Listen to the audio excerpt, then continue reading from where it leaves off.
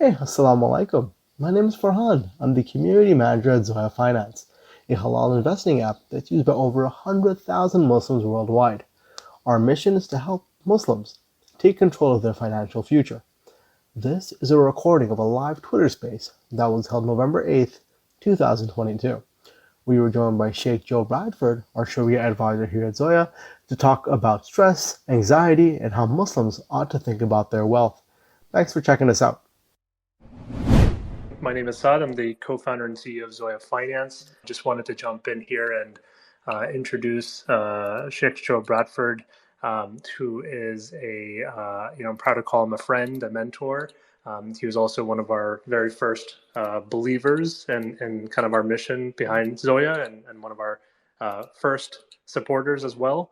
And so I'm really kind of proud to have him not just on the team, but also to be able to host him today for this session. Just a quick background on Sheikh Joe. Joe is an entrepreneur himself. He's a scholar. He's an advisor.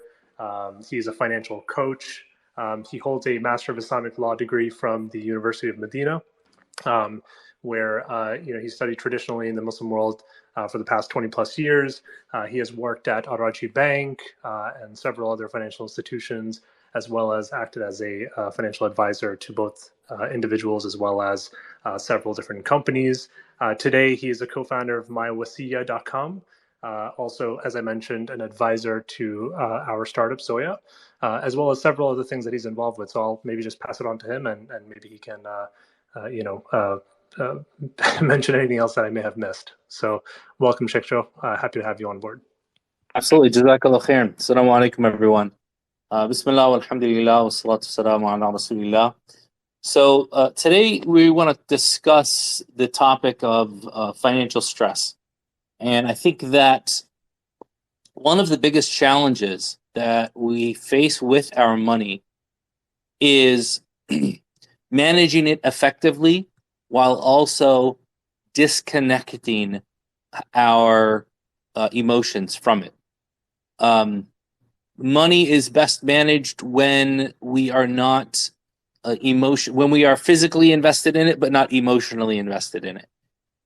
Yes, you should be concerned about what your money's doing, about where the economy is going, but when it becomes your sole concern, that's where problems arise. And so a lot of the stress that we experience day in and day out, day to day, month to month, year to year, a lot of it really is affected by the way that we, number one, conceptualize our wealth. Number two, make decisions as to how to handle it. And then number three, the vision that we have for our wealth serving us. There's a hadith of the Prophet sallallahu alaihi wasallam where he was speaking to one of his companions, and he said that ليس الغنى عن كثرة العرض ولكن الغنى غنى القلب ولكن الغنى غنى النفس. He said, do you want to know what wealth is? Wealth is not having lots of things. Wealth is wealth of the soul. It is wealth of the heart. Pondering this hadith, it shows us that there's a reformulation that we need to go through when thinking about material goods. We many times associate our affluence and our access and our blessings with those things that are physical. Whether that means that we look at our bank statement, we're looking at our Robinhood account and how much money we've made in the day from a trade. We're looking at our W-2 and our pay stubs and our salary. We're looking at how much money we've saved or how much property we've purchased. A lot of time, or even on a more common scale, we look at the access that we have to consumables day in and day out. And right now we're kind of ramping up into high gear with the season of consumption. Yes, we are Muslims and we don't celebrate holidays that are not our own, but we're coming into a holiday season which is highly predicated on consumerism. And so we are coming up on Thanksgiving and Black Friday and Cyber Monday, and then we will have the Christmas season, and that will expand. That will span all the way into early January, and then we have several other holidays in January, and then kind of tapers off in February. Quite frankly, there's so many of them I don't even remember the names. But between religious holidays, federal holidays, between store and market events, there's going to be a lot going on for the next 3 months that is going to pull us into either feelings of wanting more or feelings of having less or not having enough. And so when we think about our relationship with wealth, if we talk about reorienting and trying to rid ourselves of the stress that money causes in our lives, it's really important that we reorient the way, or we first and foremost, we understand what our relationship with our wealth is. Now, there are a few different kind of psychological profiles that have been identified for people vis-a-vis their money. And the first is people who have extremely high reverence for money. And so what I want you, each and every one of you, to do is to ask yourselves, out of these, we'll talk about 3 of them today, but out of these 3 kind of character profiles, where do I see myself fitting? And, you can make a Venn diagram of, let's say, three concentric circles. They can overlap. You can have more than, you can have one trait and not have another. The important thing is that you look at, what is the positive and negative going on in my life regarding the money that I have and the way that I look at my money. So the first is the type of person who has an extreme reverence for money. Money equals status. Money equals access. So it can really be summed up in the idea that, well, yes, money can buy me happiness. And therefore, you find a person who holds this idea to essentially chase after money. They are fulfilled not only by having money, but also by earning money. They might think that if you're poor, that you'll never be happy. Or that if they won't allow themselves to be in a situation where they consider themselves poor, because that would be too hard of a life for them. Or they may be relatively affluent and they may think to themselves, well, you can never be too rich. And so everything is about the grind. It's about the hustle. It's about making more and accumulating more. And how much have I put away? How much have I invested? How much am I showing others that I have this status? So money can almost become an object of worship. It can almost become the sole motivator in that person's life, where even acts of altruism and giving back take the back seat and sometimes are non-existent in the face of trying to make more. The second type, or the second kind of character profile, is the person who is, how we can say vigilant in their money. So they are extremely cautious about their money. And they don't think of money as something to be spent, but instead it's something to be saved. And this type of person many times confuses stinginess for money management. So the person who has, who looks at their money as a status symbol, many times can confuse spending for status.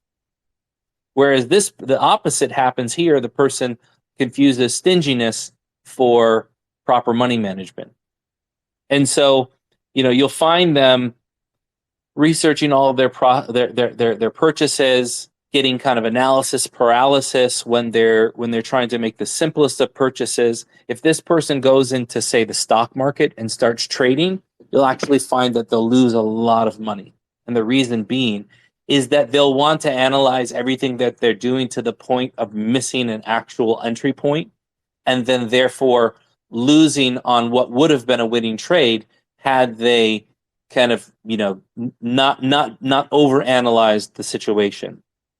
You can find that there'll be great spenders and great budgeters, but can also be extremely ungiving. They don't give a lot of charity. They don't spend on their families as they should be. Everything is at the minimum.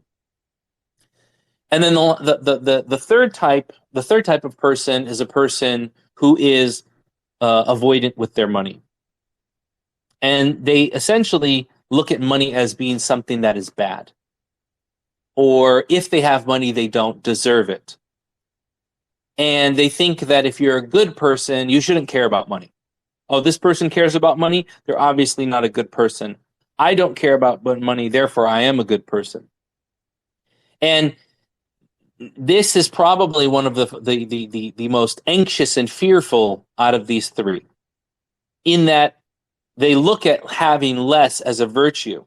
Now, paradoxically, the person who is avoidant with their money will actually sometimes spend more and give charity more in a way of not enjoying the money themselves and not allowing their families to enjoy it. So I've actually found this with my clients, especially in our community. Money avoidance, a person who, say, grew up poor, really made it later in life, and then started to say to themselves, well, I've got to give back, and is not cognizant of the fact that the very first people you should give back to are your family. So you'll find the family really struggling, and the person is known in the community as being an extremely generous person. And so this person could actually be looking at money as a status as well as being money avoidant.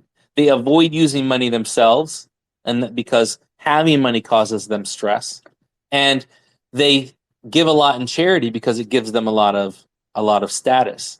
But that obviously creates another stress, and that stress of family and the care of the family. So when we look at these three attitudes towards our money, we have to say to ourselves, where do I fit in here? Do I look at my self-worth as being equal to my net worth? Or is my self-worth equal to the money that I give away? Or is my self-worth equal to the things that I have? And then start to gauge and understand what's motivating us. What is it that's pushing us into these three very stressful mindsets? Because the person who looks at money as a status is always going to be stressed to work more, do more, and generally really run themselves into the ground trying to get more. The person who is saving their money and is diligent about putting their money away and not spending it will actually have the stress of holding way too much. And that stress might not show up right away, but it will show up later when they've lost out on life's opportunities to enjoy what Allah had given them, number one. Number two, to prepare for major expenses that they just weren't on their minds because they were simply looking at doing the most saving the most at the time that they made the money. I can't tell you how many parents come to me and they say, hey, we know that you do financial planning. We want to work with you to try and, budget to set some money aside for our children's education. We have this huge problem now. We need to solve it. And that is, how are we going to pay for our children's education? And when I ask them, okay, well, that's great. I'm really happy that you're taking that step. How old are your children? And they say, oh, well, our children are 16, 17, and 18. One of them is entering college now. We need to pay for that. And the other two, they're about to enter as well. And you'll find that they didn't make any preparations for that because they were saving, and they only saved and they didn't invest. Now, you might say to yourself, well, don't they have the cash?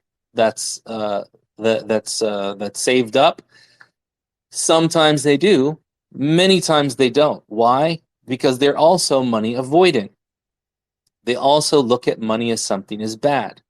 And so they say, and I'm fearful about the markets. I don't know about investing. I'm afraid to do the haram. So let me just budget and save. I'll save up all of this money. And then when it comes time in Ramadan, I'll be generous. I'll give it away. And whatever's remaining, well, we might as well do something nice for ourselves. And they have a blowout vacation where they literally spend tens of thousands of dollars on a vacation that, had they even managed that smarter, they probably could have gotten cheaper. So there's not one mindset that applies to everyone equally. We all kind of oscillate between these three things. So how do we get out of causing ourselves stress by focusing too much on saving our money, too much on spending our money, too much on using our money as a status symbol? The first thing, I think, is going back to that idea of redefining our wealth. We said that the Prophet ﷺ said that real wealth is wealth of the heart. It's wealth of the soul.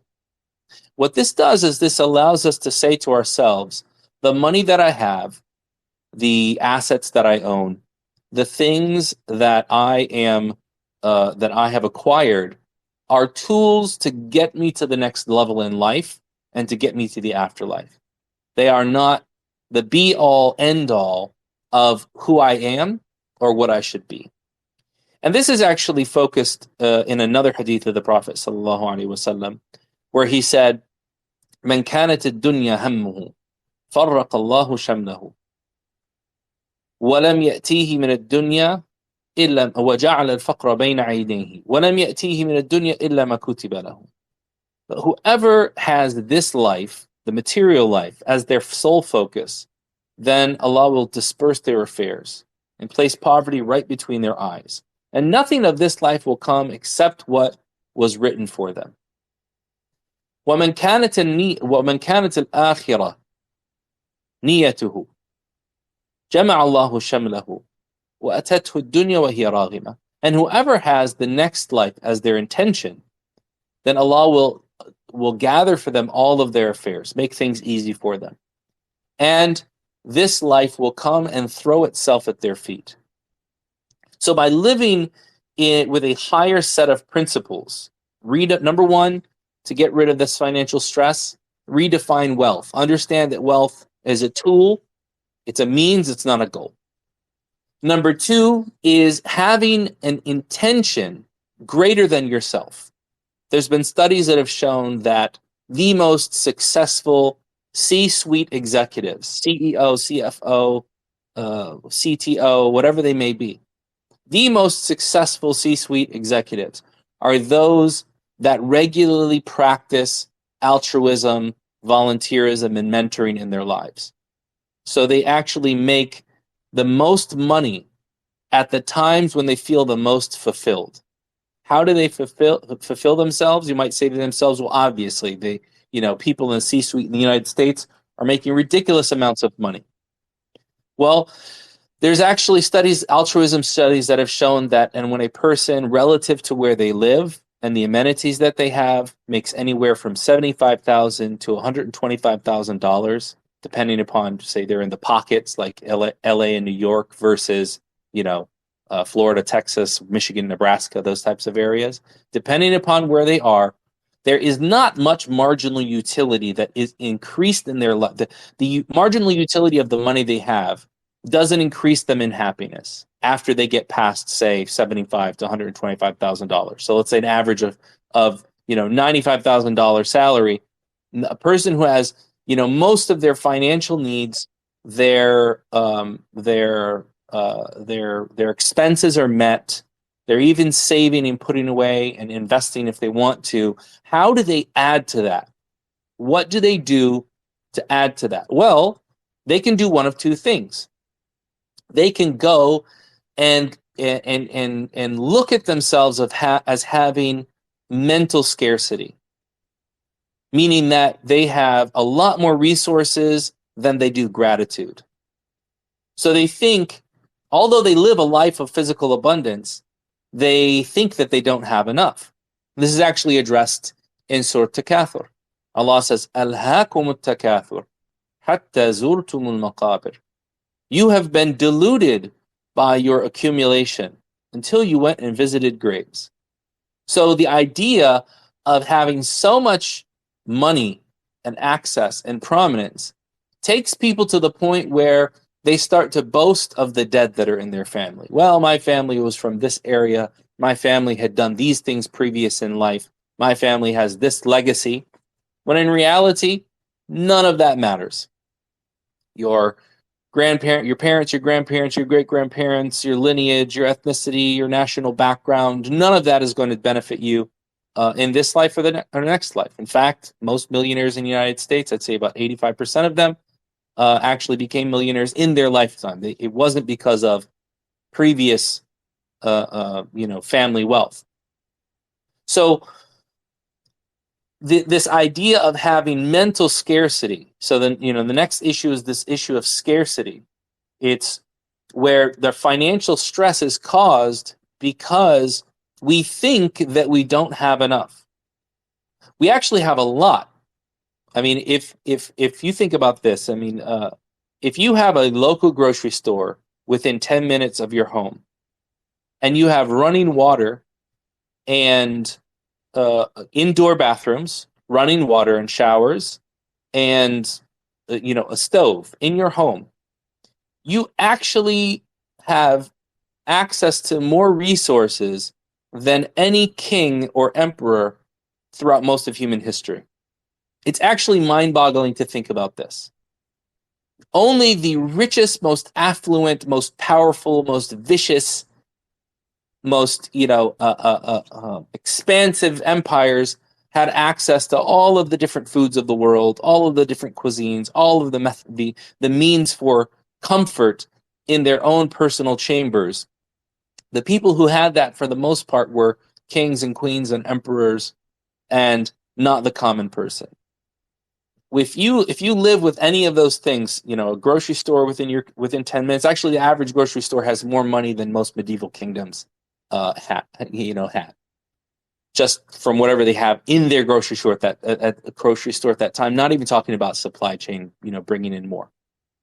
So mental scarcity has to do with what's in our minds. It's where we are blind to the resources that we have. We accumulate so much that we think it's not enough, and that we have to go and seek after, use bad character and seek after grandeur that is of no benefit, whether in this life or the next. It simply makes us feel better, but it's actually quite destructive. Going back to that thing about C-suite executives, we said that how do they actually fulfill their need for their needs beyond money? Well, the most successful in their lives are the ones who volunteer, the big brothers, big sisters. They mentor employees. They give back to their communities. They are involved in civic organizations, religious organizations. Their fulfillment in life does not actually come from the money that they have. The money that they have gives them a stable enough platform to access greater forms of fulfillment, which is religious, civic, charitable, so educational, so on and so forth. So it starts from the mental scarcity. Do you have more gratitude than you do resources, or do you have more resources than you do gratitude? And there is another form of scarcity that is very real, and that is physical scarcity. And that is when we have more needs than we do resources.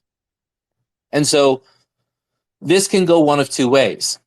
Sometimes we have needs more than we have resources because we really are struggling. And that's a reality for a lot of Americans at this time.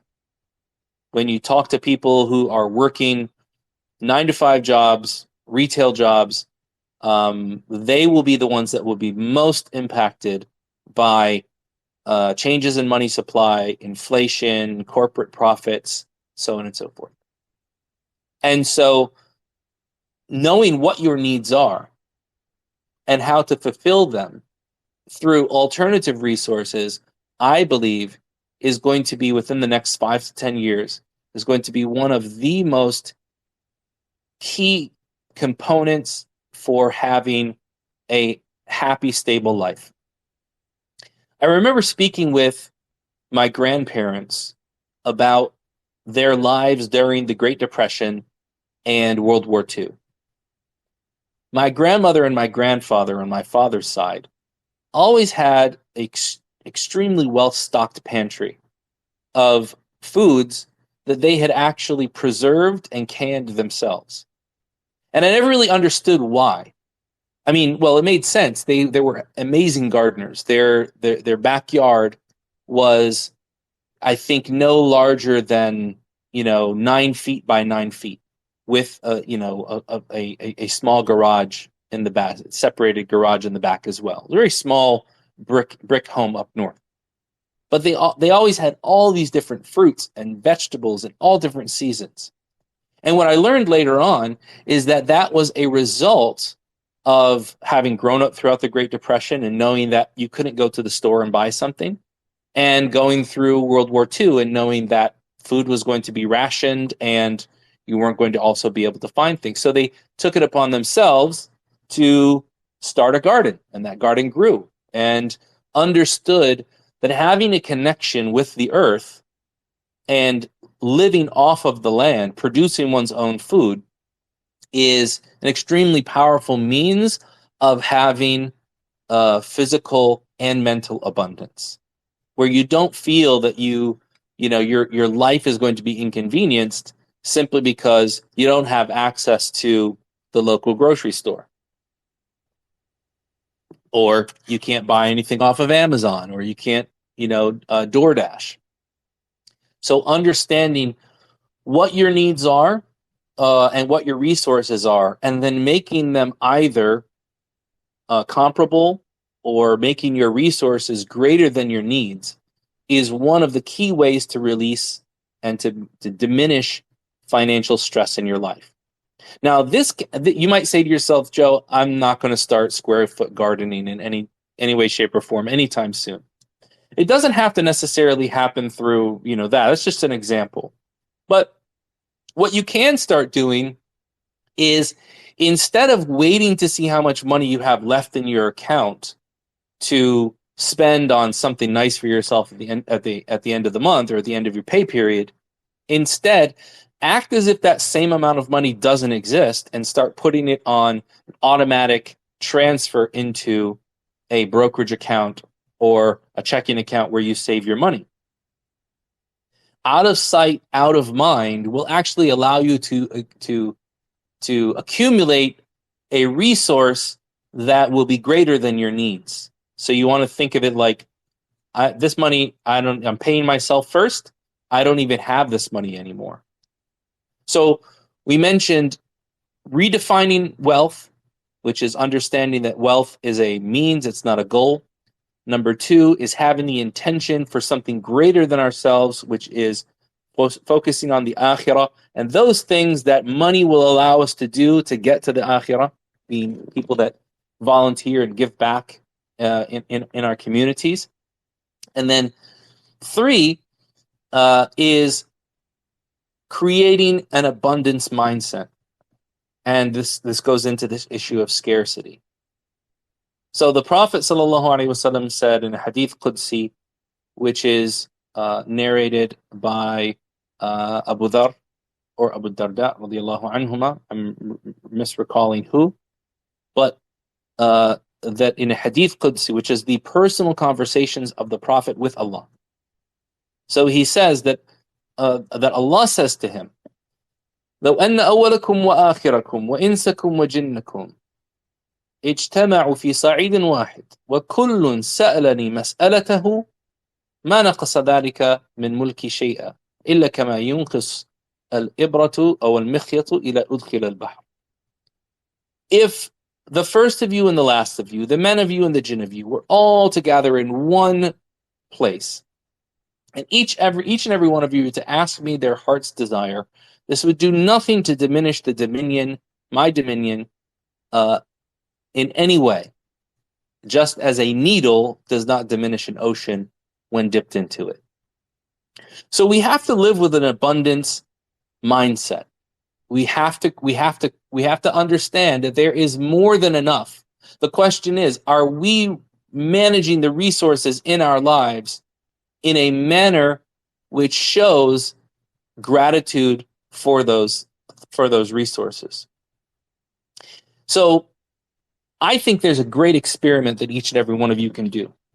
And if you don't have a campground or a state park where you live, or you don't feel comfortable doing that, even do something as simple as putting up a tent in your backyard and sleeping outside for a night. Put yourself into a situation where you, by necessity, have to do less and notice less from the modern world. Turn your phone off. Don't have lights around. Go outside and look at the stars.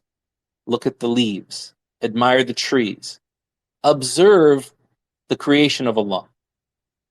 You will find that the blessings that you have are immense. And the things that you can actually find peace in don't rely upon money. One of the exercises that I do with my clients is the perfect day exercise. And you guys can do this on your own. You take out a piece of paper, you write down from 5 a.m. all the way to 5 p.m., half an hour increments. And then write down everything that you do in a regular day from 5 a.m. to 5 p.m. by half an hour increments.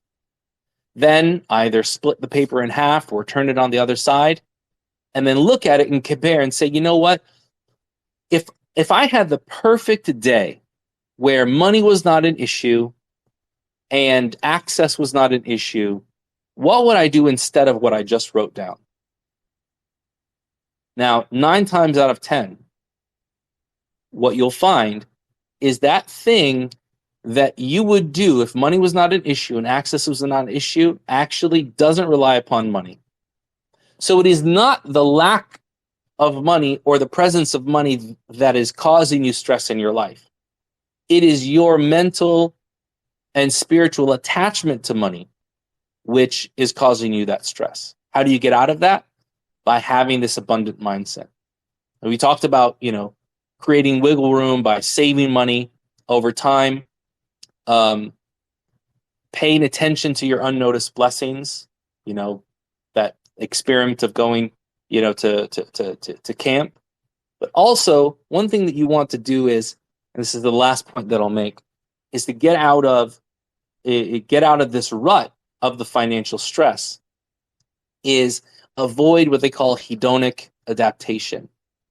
So hedonic adaptation is where you become so used to the good things that you have in life that it's hard for you to do something else. So you're used to a certain standard of living. You're used to a certain standard of food. You're used to a certain standard of clothes. You're used to a certain standard of job. Have you ever met someone who was a working professional, they had a really great job, and then they went through a layoff, and they never worked again for the rest of their lives? And when you ask them, go and get a job, they'll say, absolutely not. I'm an engineer, I'm a physician, I'm a doctor, I'm an expert in XYZ area. I can't go, and I can only work in this one area. And one of the reasons why they can't adjust is because they become so adapted to the lifestyle that they were living. They look at anything else other than that as being below them, or that it's going to be a setback.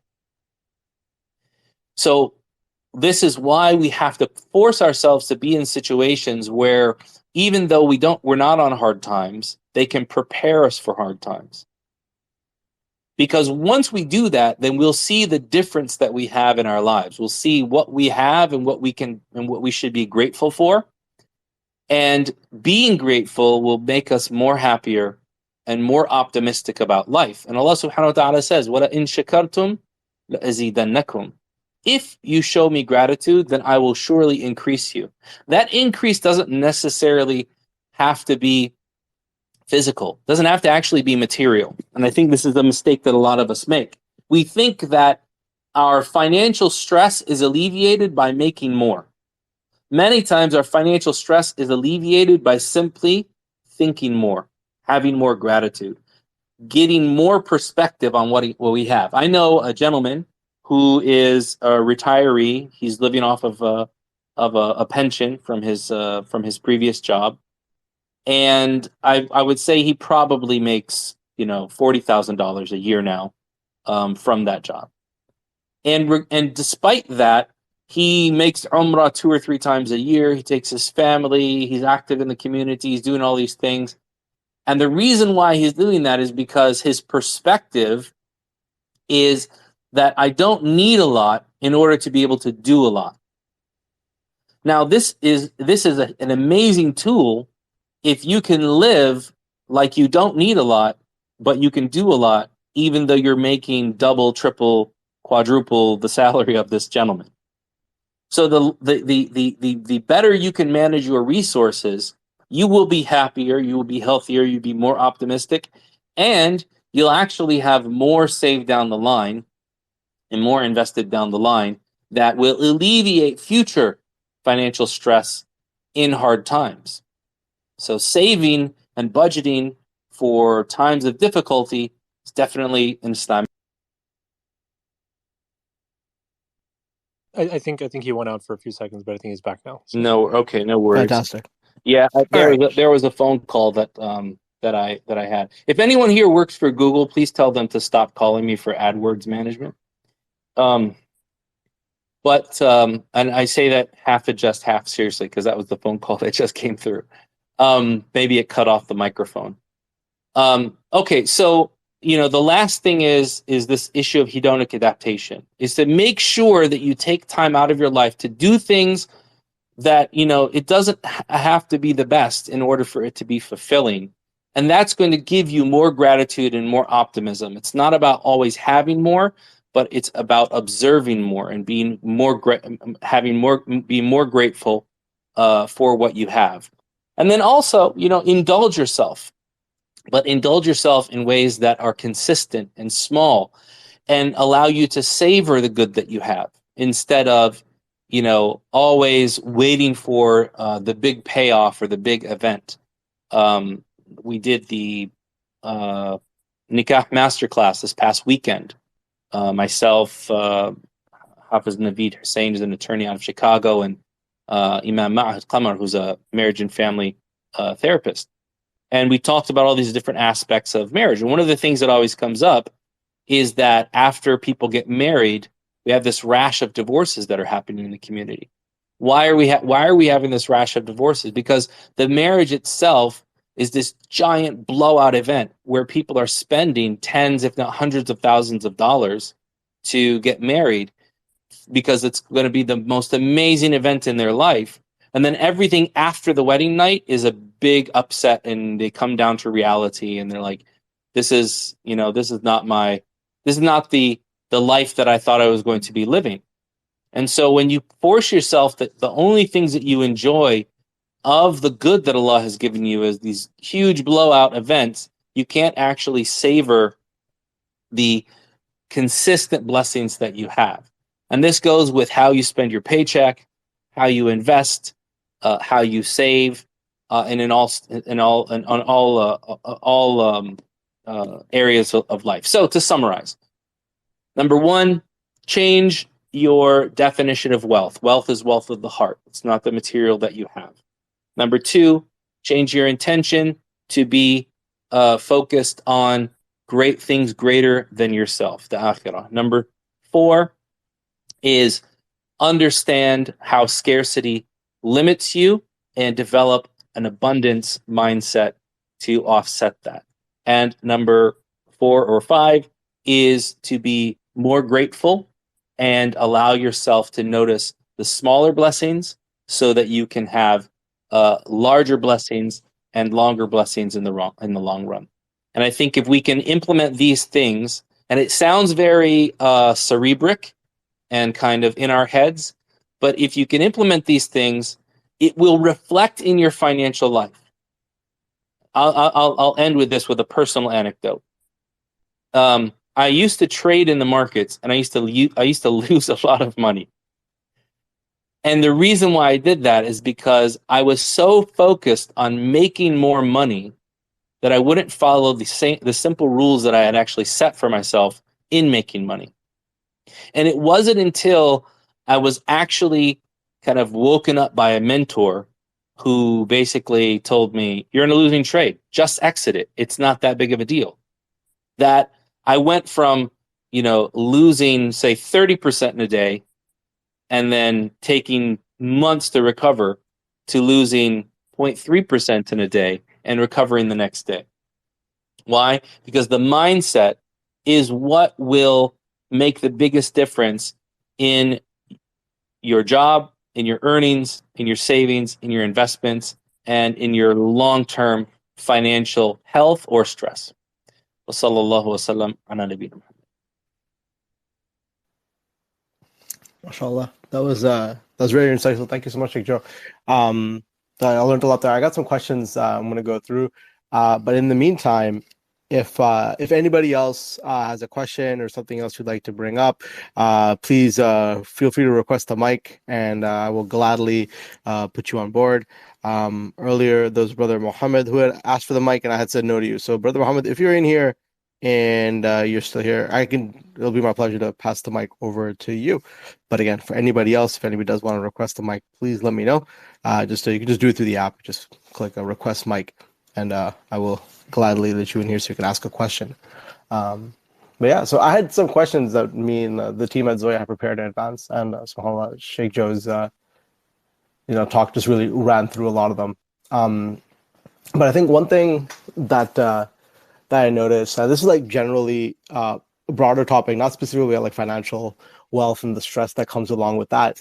But so recently in the Stress in America survey that was run by the American Psychological Association, they said that the minorities, or people that are minorities, are maybe less likely to seek help for psychological symptoms, like stress and dealing with anxiety. So anecdotally, me growing up in a community like this, it's kind of something I've probably recognized a little bit, and I can kind of see where that comes from. So, Sheikh Joe, I was wondering from your side, do you have any advice for like Muslims, like when it comes to dealing with like actual stress and anxiety? Like, how can is there a path moving forward for them to deal with it, like for seeking help or anything along those lines? Looking forward to hearing your feedback. Yeah, so I think that and I can't comment on the study. I haven't read it, but I can feel the reality of that. And a lot of times, our inability or unwillingness to talk about our stress is rooted in either not wanting to seem like a person who's ungrateful and complaining, or the fear of judgment.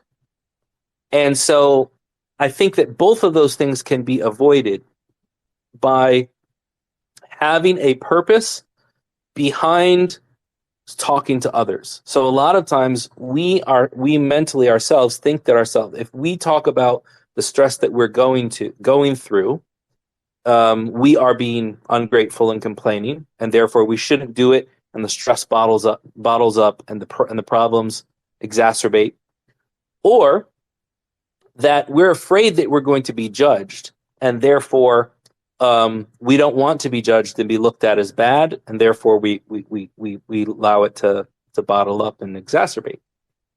And there have been studies that have shown that within seeking help for whether it be stress, anxiety, mental health, any of that talk therapy and talking to others about your problems is only helpful when you talk about it with purpose. So a lot of people go, I went to a counselor or a therapist, and I talked to them, and they just sat there and asked me, dumb questions like, well, how do you feel about that? Well, what do you think about that? And it was a complete waste of time. And it probably was, because you went to somebody who was not directing you purposefully. And you yourself weren't in control of what you wanted out of that session. So you have to, whenever you speak about, number one is whenever you're in a situation of stress, you should first and foremost turn to Allah. I think that the idea of making dua and expressing oneself in dua is an extremely powerful means of expressing the situation we find ourselves in and asking for a way out and asking for guidance. It does not mean that we're complaining, does not mean that we're being judged. We're simply recognizing that Allah is greater than us and greater than all of our worries. And by expressing that to Him and knowing that He knows even better the situation that we are in, He will guide us to the best of solutions. And this was done in the life of the Prophet ﷺ. The Prophet ﷺ, before the Battle of Badr, he raised his hands in dua and he said, "Oh Allah, if you don't give victory to this small band of fighters, then you will not be worshipped on the earth after today." And he was so adamant in making this dua that his cloak fell off of his shoulders, and Abu Bakr came and put it back on him, and he said, that I think that you've said enough. I think that you've gone to the furthest that you can go in expressing this.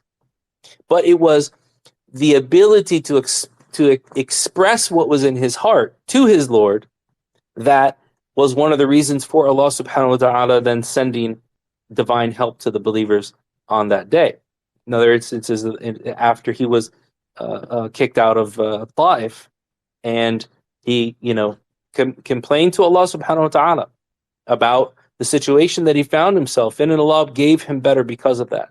So turning to Allah, I think, is one extremely beneficial means of relieving the stress.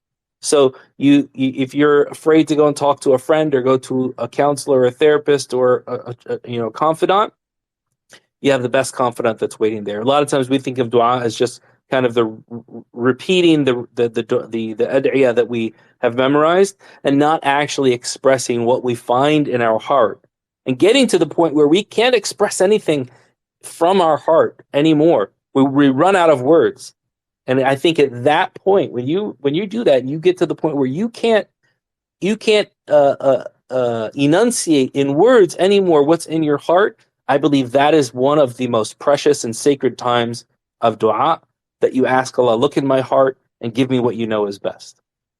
And then on the other hand as well, and that is when you speak to a friend, a family member, a confidant, a therapist, a counselor, when you speak to one of Allah's creation, you have to have the intention that I'm going to them, not for them to solve my problem.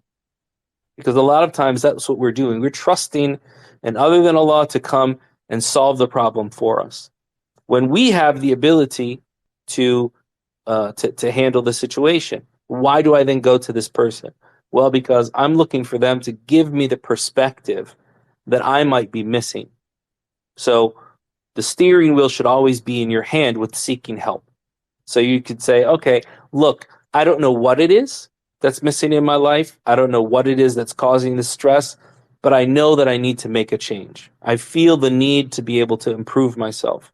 I feel the need that I can't figure this out. What do I do? Anytime you approach a professional, you won't be able to benefit from them unless you can actually say, okay, I know that I have a need. How can you help me fulfill that need or solve this problem? That's where I think the most benefit comes, is not allowing ourselves to mentally box ourselves into think we're complaining or being judged, but instead saying, I have a problem-solving mindset, and I'm going to use this opportunity to leverage the people in my life to help me solve that problem. SubhanAllah. Awesome. Thank you so much. That's really, really cool. Yeah, personally, I could say the way I would ask and asking my duas and how I would structure them. For me, watching Ertugrul as the Turkish show was really, really helpful, because that was the first time I saw like, I mean, obviously subtitles were very helpful, but like seeing somebody give du'as in like in a really powerful and profound way. So that was for me, that was really fun. I don't know if that like resonates with other people, but the tangent was here for me to kind of plug that. So I'm really happy I got to say it. Um, yeah, thank you so much. I think there's a lot to take away from there and for me as well. Um, I think I'm gonna keep a space open if somebody would like to request. We haven't had anybody yet, so if you do request to ask a question for Sheikh Joe while he's here, it will be the last question before we wrap it up in about 10 minutes, inshallah. So yeah, if nobody does have a question, I'm gonna keep looking at the space as I talk, and if nobody does ask to speak, then I will ask one more question that I have, and we'll be able to call it a day. And yeah, so it looks like nobody is requesting. SubhanAllah, that's all right. No stress. You know what I mean? Oh, somebody is asking. Alrighty. So Salman, I'm approving you. All right. Assalamu alaikum, brother Salman. Welcome on board. Oh, you're muted. Can I unmute you? Yes. Can you hear me now? Yes, we Sorry can. about that. Jazakallah. Thank you, Sheikh, for a great presentation and helping us understand better. I had a question. There are a lot of conflicting information about things like day trading, and some people say we shouldn't do that, and others say it's just a trade. So, wanted to get your perspective. Absolutely. I mean, that's a good question, and I think in tying it into today's talk, a lot of us look at day trading as kind of the way to get out of our financial problems. That, if I can just get into this trade and, make 20, 30 or, even greater percentage on my trade, I'll be able to get out of the financial rut that I'm in. So a lot of us, look at day trading as a way of accelerating our ability to get more faster. And that in and of itself causes a huge amount of stress. So I preface anything that I say about day trading to say that unless a person is extremely in tune with their mentality and their mindset about their money, and they've taken the necessary steps for setting themselves up financially in other ways, then they shouldn't even think about day trading. So do you have an emergency fund? Are you carrying balances on your credit card? Are you contributing to your retirement accounts? Have you put away something for your children's education? These are the things that don't necessitate lots of money, just consistent setups to where we're auto deducting from our accounts and making sure that things are allocated properly over the long term. If you haven't done that, then a person should never think about day trading. Now, on the fiqhi side, on the the Islamic legal side of day trading, essentially the issue that most people come up with is say, well, isn't day trading gambling? Because I am buying something, I'm selling it, I'm looking for the movements in the market. This is really not a concern. It's not a real Islamic legal consideration. In that, the idea of trading price action, buying something because it's low and then selling it it's high, regardless of the time period, is something which is permissible. And there's no way that we can reasonably prevent someone from buying low and selling high, and playing the different price differences in the market and arbitraging those opportunities. Now, the more technical discussions that happen about day trading center on the issue of ownership and when does somebody actually own something? Do they have simply beneficial ownership or actual registered ownership? And so for some that take a very conservative approach to registered ownership, they will say, well, no, unless the stock that you've purchased has been purchased and then transferred into your account finally with the final transfer confirmation, then and only then can you sell it again. And therefore, doing so, as a day trader would not be permissible because any buy or sell of a share is going to take anywhere from 2 to 3 days to finalize now, or 24 hours to finalize. Others have said that as long as you have beneficial ownership through your brokerage gives you access to it, and you have all of the rights of using it, selling it, buying it, and so on and so forth, then the issue of registration is actually a holdover from when people were still, paper trading in the stock market pits in New York, and needed days on end to be able to verify the transactions. In reality, most of these transactions can have immediate verification, but markets have not moved towards immediate verification, and there are certain reasons for that. So there's regulatory reasons, but for all intents and purposes, the transfers and the usage of those assets are immediate, and therefore it's permissible to day trade. I personally take the latter opinion. I think that there's no issue with a person who buys and sells intraday, and as long as the stocks that they are buying and selling are permissible, are Sharia compliant. Allah knows best. Jazakallah khair. That is very helpful. Thank you so much for asking, Salman. I really appreciate it. Thanks, Sheikh Joe, for the answer. So, as we wrap things up, just one question to close it off with. And again, thank you everybody for being on board with us today. Hope you all found the session beneficial. Alhamdulillah, I really did. I'm super glad I get to work with Zoya to kind of peep in on these things for free. So, Sheikh Joe, if I could just ask, closing off with the upcoming state of the global economy, and people saying, "Oh, we're in a recession already. We'll be going into a recession soon."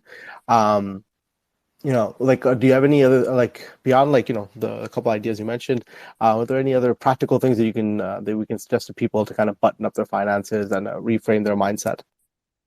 Yeah, so I think one of the biggest points of reframing mindset is understanding your window and your horizon. And what I mean by that is, if you were to look through the keyhole of a door or a cracked window shade, your view of the outside would be extremely limited, and you might have a jump scare or react based upon something which is benign or non harmful outside of your door. So the bigger the window that you have into your financial life, the clearer you can see what's going on in your financial world. That's your window. The less educated you are, and Zoya has just dropped this 12 email investing course that you can sign up. Go to learn.zoya.finance, and this is one of the best ways that you can start educating yourself to create a bigger window in your life. So the markets are always going to go up. They're always going to go down. There's always going to be inflation. These are our market norms. They've been there since ancient times. They'll be there in the future. How do you deal with them? Get a bigger window. Understand the world that you're in and what preparations you need to make. Number two is understand your horizon. So many people come to me and they say, the markets are going down. Should we just put everything in cash? And it's probably the worst thing that you could do. Why? Because a lot of times with market cycles, yes, you might be selling at a point where everything was being affected due to volatility and it was down, and then literally the very next day it could be back up. So you don't want to take positions, and you don't want to make moves based upon what is happening a day or two or even a week or two from now. Your horizon is you want to be able to see the mountains in the distance. You want to say, okay, I have a long way to go before I get to the horizon and to the mountains in the distance, and therefore I'm not going to do anything which is rash, which is going to deplete my energy, which is going to make me unable to survive the trek, that long trek. So stop thinking in terms of economic downturns on the day or the week or the month or even the year, and start thinking in terms of, am I saving for an immediate expense or for something in the long term, like my retirement or my kids' education? So if you have anything that you're saving for that you're going to have to spend money on within 3 years, I would say keep it in cash. That's probably going to be the best thing for you to do. But anything from 3 to 5 years and beyond, you should actually be, and more safely, actually 5 years and beyond, you should be keeping it in Sharia compliant, low volatility, inexpensive investments that are going to sit and work for you on the long run. So 5 to 10 to 15 to 20 to 25 to 30 years, because by the time you get to your retirement or when you need that money, so much time will have passed that you won't even remember the downturns that you were going to take evasive action and make rash decisions on. You'll have compounded the differences between all those downturns and all the up cycles and come out on top. As most studies have shown, that take any 10 years from 1933 till today, and somebody who invested on the average over those 10 years, always came out on top. 7 to 8%, I think, was the average. So create a better window to your financial world, and then understand what your horizons are, how long you're going to be making the money, and make decisions based upon your horizon, not based upon what's happening immediately in front of you. Yes, we might go through a recession next year, but most people that continue to invest during recessions, actually see about a 20 to 21% increase immediately after the recession ends when the markets take off again. So if you got the ability to, do exactly what you're doing.